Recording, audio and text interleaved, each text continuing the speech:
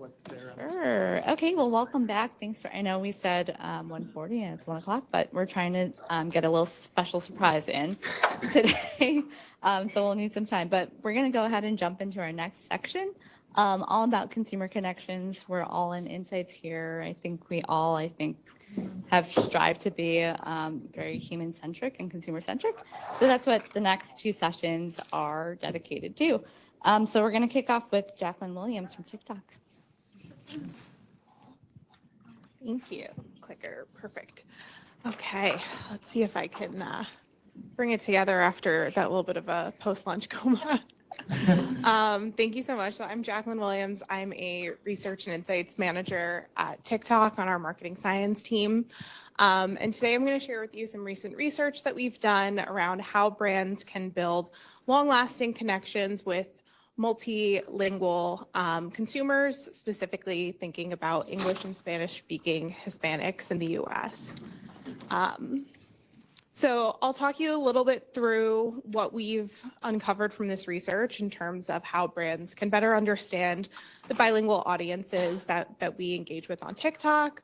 And then really kind of dive into the meat and potatoes of this research. So everything that we learned about how brands can integrate both English and Spanish into their ads to better drive impactful ad campaigns. We know that with all multicultural advertising, there's always this common question of, will, focusing on one particular audience isolate the mass market? Will the ads still land to maybe those who don't speak Spanish? So we'll also speak a little bit about that as well. Keep saying we, it's just me up here. I'm used to presenting this with other people from my team. So a little bit about why we even set out to do this research. We work really closely with our multicultural team at TikTok. We have a whole team dedicated to helping advertisers understand different audiences on the platform, how best to engage with them. And one of the audiences that we get asked about the most is the Hispanic consumer in the US. We know that Hispanics are really the lifeblood of US population growth. It's actually estimated that by the year 2060, a third of the population will be Hispanic in the US. So this is a major audience that brands should be paying attention to. And we're really glad to see that so many are already. But it's really important that brands understand that the Hispanic audience is not a monolithic audience. They're coming from 20 different countries of origin, each with their own unique culture that they're bringing, their own backgrounds, which is why at TikTok, one of the many reasons that we actually don't allow for ethnicity targeting. It's really more about understanding the nuances within these communities, what their interests are. So an example we like to use is Salma Hayek and Jennifer Lopez. On paper, they are demographically identical. They're both Latino women, part of Gen X, mothers, over a certain income that we can only dream of having. But what they might look like in their For You pages would be vastly different. So Selma might have, luxury fashion content, Mexican cooking videos, gardening content. J-Lo might have dance choreography videos, reality TV clips, instructions on how to order from a bodega authentically. So it's really important that brands think about who these consumers are at an interest level rather than an identity level. But we do know that one of the things that is very prominent with all Hispanics is really that they are a highly engaged digital audience. They spend more time on digital and social media platforms, really relying on these platforms to connect them with friends, family, loved ones. But they also come to these platforms to connect with brands directly. They're seeking out information about products. They're looking to understand brand values. And it really creates a great opportunity for brands to reach these consumers where they are spending their time.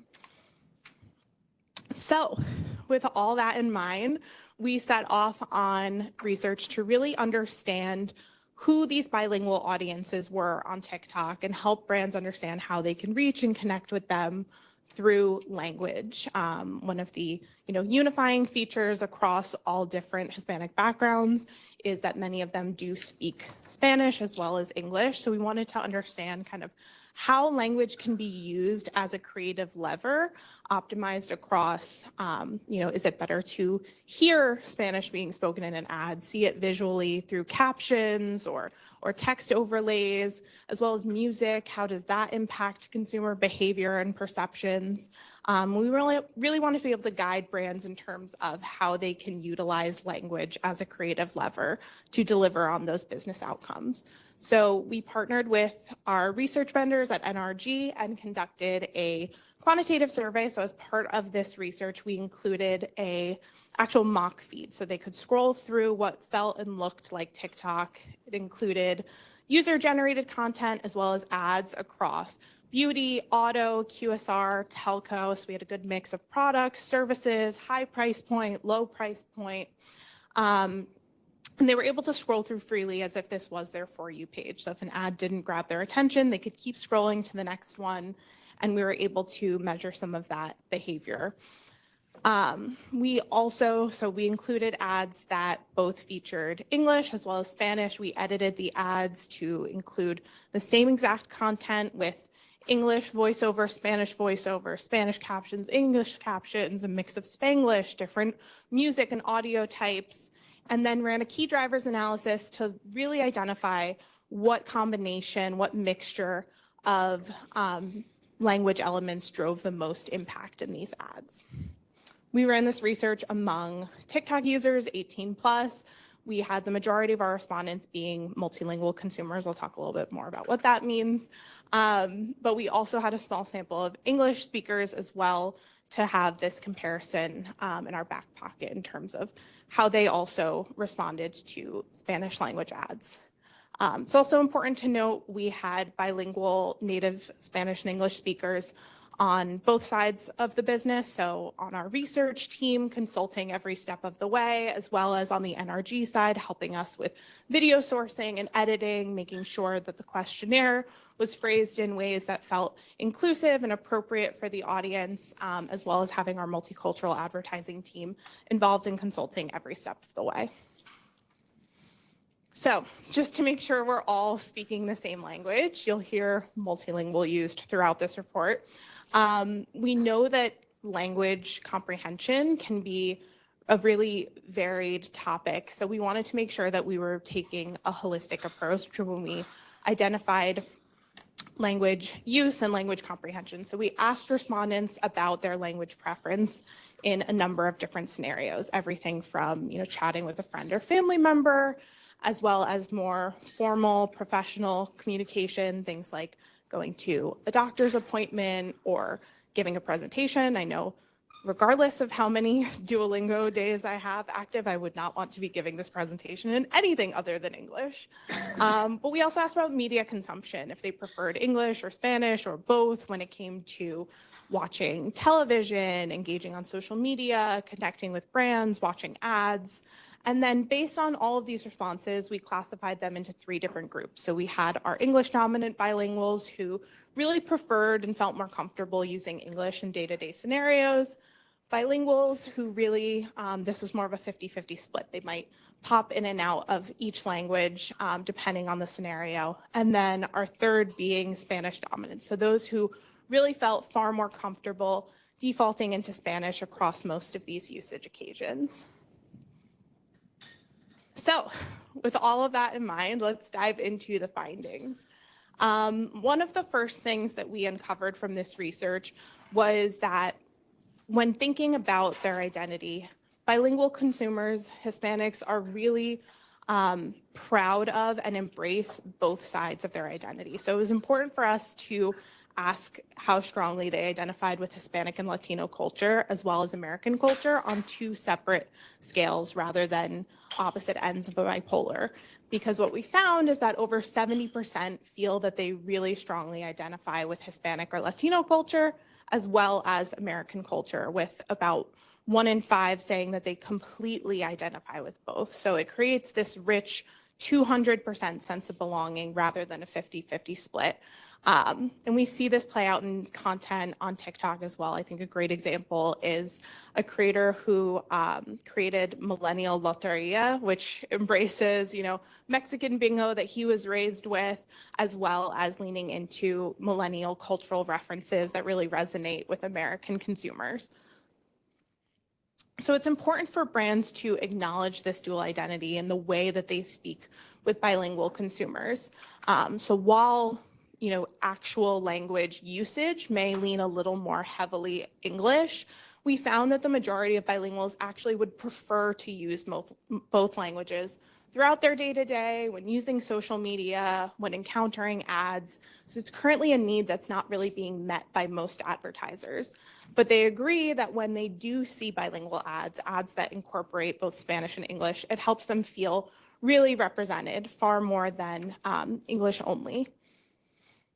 We also found that language can really lead to long-term benefits when used properly. So bilingual audiences said that they were 3 times more likely to be loyal to brands that advertised in Spanish than English-only audiences. And we also found that bilingual audiences were more likely to share ads that they saw incorporating multiple languages with their family and friends. So you're not just able to connect with that one consumer, but with everyone in their social sphere. If you land that ad in Spanish and English, it's going to create a fan that's going to be loyal and want to speak on your behalf. But we know that language isn't the only thing that matters. Representation also plays a really big role. So consumers want to see ads featuring both celebrities, creators, influencers from within their culture. You can't just translate an ad into Spanish and expect that it's going to land. They want to have those references, those humor, those cultural touch points that feel really authentic. And the best way to do that, the easiest way to do that, is by bringing in and highlighting voices within that community. Another interesting point that we found from this research was the importance of having cultural references of day-to-day life, just what the average day-to-day looks like for the Hispanic consumer, rather than really leaning into heritage months or holidays. It's important for brands to have an always engaged strategy and really highlight the true Hispanic consumer experience. But now we know the Hispanic consumer are very important. The ways in which they want to be identified and spoken to incorporates both sides of their identity. How does that translate into the actual ad creative? So as I mentioned, we've tested a few different creative elements, things like captions, voiceover, music, and we found that it's really important for all to be utilized. Actually, visually seeing multiple languages was really important in terms of helping consumers feel closer to brands, but also audio plays a really big role, TikTok being a fully sound-on platform. We found that 2 in 3 said actually hearing multiple languages in an ad made them feel closer to brands. And then music helps to add that little bit of appeal, excitement, can really be used as a cultural cue as well. We'll talk a little bit more about music in a bit, but basically helps to make those ads feel more appealing. And at a high level, when brands incorporated any amount of Spanish in their ads, so that includes voiceover, text, captions, we saw that there was a significant increase in terms of perceptions of integrity. So consumers were more likely to feel that the brand had accurate and honest advertising and really cared about its consumers, more so when they saw ads that included Spanish and English. As I mentioned, we had that behavioral component as well, where people were able to scroll through the ads in the feed. And what we found is that ads that featured that Spanish voiceover specifically were more likely to be watched in their entirety from consumers who were bilingual and those who were Spanish dominants as well. So it helps to grab that attention early, keep them engaged, wanting to watch the ad all the way through. We also saw that bilingual TikTok users were more likely to say that they wanted to see more ads from that brand. So it helps to really boost consumer engagement and connection to that brand by including Spanish features. But we actually found that all of these different creative elements were not equal in terms of impact. So while captions did have some lifts in terms of brand perceptions, connection, engagement, really what we saw driving the most impact was that Spanish language voiceover, really driving impact across the entire funnel, really having impact when it comes to those mid-funnel metrics like consideration as well. Music was not a significant driver across the board, which I think a lot of brands think they can just put a Latin artist voice over their ads, but that's really not enough. Consumers want to see and hear language being spoken in the way that they do. We also know that Latin music has become really part of mainstream American culture. So it doesn't do enough to really connect and engage with consumers as much as that Spanish language voiceover. So we found that to be true among all levels of language preference, but when we zoom in on those Spanish dominant bilinguals, those who really feel far more comfortable day-to-day speaking in Spanish, we saw that the benefits for Spanish voiceovers were even more magnified. Those Spanish voiceovers were really important in terms of driving perceptions of high quality products and services, as well as building confidence in being products that they feel good about buying. And this is really important because when you think about those Spanish dominant speakers, it's not just about representation for them. There's also a level of comprehension that comes into play. If they're really going to feel confident buying a product, they need to be able to understand the product details. If they're signing up for a telco plan or buying a car, they really need to know what are those specs, what value is it going to bring to their life. And we also saw among Spanish dominants that there was this huge lift in terms of alignment with their personal identity. When they saw and heard ads that incorporated Spanish, they felt that this brand shared their values, was relevant to their identity, made them feel seen and represented, and really let them express who they were. And all of these values are really tied to growing brand fandom. And when you're able to build a fan in your brand, it helps to not just have someone who's going to advocate for your brand, but also someone who's willing to pay a premium for your products. When we talk about sustainability and some of those prices being raised, brand fans are the ones who are willing to pay that little more of a premium. We also see that they're willing to ride the highs and lows with a brand over time when there are missteps, which is a common concern when it comes to multicultural advertising. What if I get it wrong? What if I miss the target? Well, if you build that brand fandom early on, they're willing to ride those waves with you and stick with you through the hard times. A great way, again, to do this is by leaning into those creators. Help to, bring in voices from within the community, amplify them, have them speak to the consumers on your behalf, and start to build that trust in the multicultural area. And then when it comes to consideration, again, we saw a really big increase when it comes to bilingual Spanish dominant speakers with that voiceover being in Spanish. They were more likely to say that they wanted to watch product reviews about that brand or visit the website to learn more. They're really interested in finding out more about the product when it is presented to them with a Spanish language voiceover, ultimately leading to that long-term brand advocacy. So people saying that they're more likely to share the ad with others or talk about the brand or product with their social connections. We also saw the Spanish captions did have a strong impact among bilingual speakers who were more Spanish dominant. When they saw those Spanish language captions, the actual text appearing in Spanish, they said it made them feel more seen and represented. It was really relevant to them, their identity. But as I mentioned, Spanish music on its own didn't really have that much of an impact. So when thinking about how to utilize Spanish music into ads, it's really important to think about it as a balancing cue.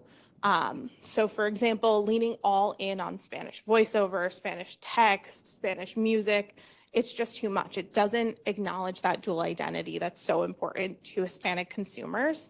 They want brands to acknowledge that they are, yes, Hispanic, but also American, that they are kind of in this, this unique space where they touch it on both cultures. And having a more balanced treatment, something like Spanish voiceover with English captions, Spanish music, really helps to acknowledge that while also making the ad appeal to a larger audience.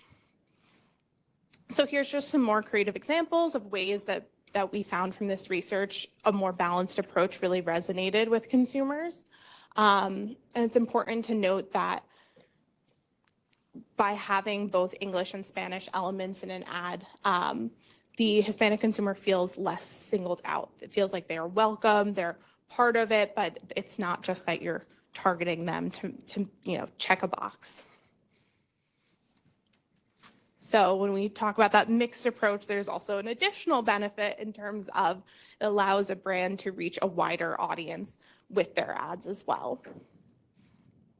It's important to know as we reach this section of the presentation that from previous research, we found that TikTok users are really interested and inclusive of other cultures and audiences. One of the really exciting and interesting things about the platform is that it kind of exposes and expands your worldview, connects you with people that you may not come across on the day-to-day, really helps you learn about different interests that you may not have even known that you had. And that's something that really resonates with our users. They feel like the platform connects them with people of different backgrounds and helps them learn about different cultures. So with that in mind, it's not surprising that our audience is actually really welcome to seeing ads in different languages. When we ran those Spanish language ads, those bilingual ads to our English only respondents, they actually viewed them as favorably as English only ads. So we see that 61% viewed a brand favorably, regardless of what language the ads were fed to them in. And it also led to equal likelihood to take action after seeing that ad. Things like visiting the brand's website or watching product reviews were really not impacted whatsoever by the language that the ad was shown in to these English speakers. And we actually saw some benefit when it came to particular cohorts of the English-only speakers. So millennials in particular were more likely to positively view a brand when they showed Spanish in their ads. They were more likely to say that the brand really is taking efforts to understand what consumers want and need, that they care about their customers, and ultimately that that brand was more trustworthy. So hopefully you took a lot away from this presentation, but if nothing else, just a few key points that we want to make sure you're walking away with. Multilingual ads, so incorporating both Spanish and English, are really important in terms of speaking to that dual identity of bilingual speakers. It really helps to drive perceptions of integrity, higher level brand perceptions. And when it comes to the specific creative activations, those Spanish language voiceovers are so important in terms of driving brand connection and engagement, but especially for those Spanish dominant speakers, it's really important to make sure that they're understanding the information that is presented and encouraging them to take those consideration actions, learn more, inform their purchase decisions, make them feel more confident in the brand. And then lastly, I think most importantly, have that balance mixed of English and Spanish in your advertising. I think McDonald's is one who actually does a really great job of this already in terms of facilitating those connections through creators, highlighting Spanglish in some of their ads, knowing that that's the way that consumers speak and engage with their friends and family. And don't be afraid to run bilingual advertising because it does actually resonate with those English-only speakers and may even have some added benefits as well. Thank you. And it wouldn't be a research presentation without more research. If you guys have just a couple minutes, we have a 5-question survey that we add at the end of all of our presentations just to make sure that our work is having impact or identify ways in which we can improve. So thank you.